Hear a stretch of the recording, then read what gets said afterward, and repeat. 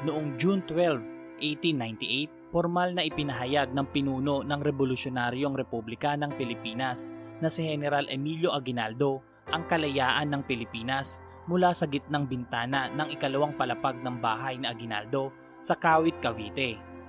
Ang maringal na okasyong ito ay binigyan diin ng pagpapatugtog sa unang pagkakataon ng pambansang awit ng Pilipinas, paglalahad ng pambansang watawat at pagbasa ng proklamasyon ng kalayaan. Ang pambansang awit ng Pilipinas na naglalaman ng mga pakikibaka at kaluwalhatian ng mga mamamayang Pilipino sa paghahanap ng kalayaan mula sa mga dayuhang mananakop ay kinatha ni Julian Felipe at tinugtog ng San Francisco de Malabon Band.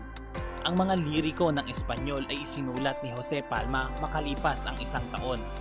Ang pambansang watawat ng Pilipinas ay ginawa sa Hong Kong ni Marcela Agoncillo, tinulungan ni Lorenza Agoncillo at Delfina Herbosa. Itinampok nito ang kulay asul sa itaas, isang pula sa ibaba at isang puti na tatsulok sa gilid.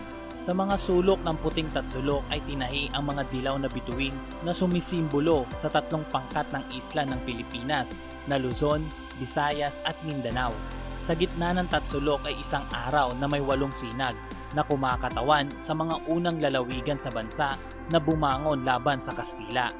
Ang bahay ni Aguinaldo ay idineklara bilang isang pambansang makasaysayang lugar, isang freedom shrine. Ang arkitektura at panloob na disenyo ng bahay ay nagtataglay ng selyo ni Aguinaldo. Noong May 12, 1962, inilipat ni Pangulong Diosdado Macapagal ang pagdiriwang ng Araw ng Kalayaan ng Pilipinas mula sa July 4 hanggang sa June 12.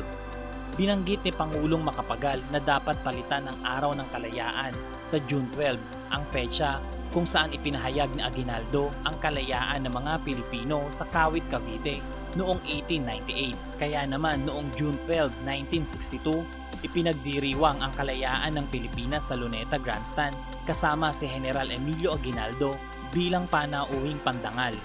Ipinunto ni Pangulong Macapagal na ang July 4 ay hindi ang tamang araw para sa mga Pilipino na ipagdiwang ang kanilang kalayaan dahil ito ay may kahulugang pagpapasakop at pagdedepende sa Estados Unidos. Ang July 4 ay ginugunita ngayon bilang Filipino-American Friendship Day. Sa wakas, noong August 4, 1964, nilagdaan ni Pangulong Macapagal ang Batas Republika ng Malacanang bilang 4166 na nagtatalaga sa June 12 bilang Araw ng Kalayaan ng Pilipinas.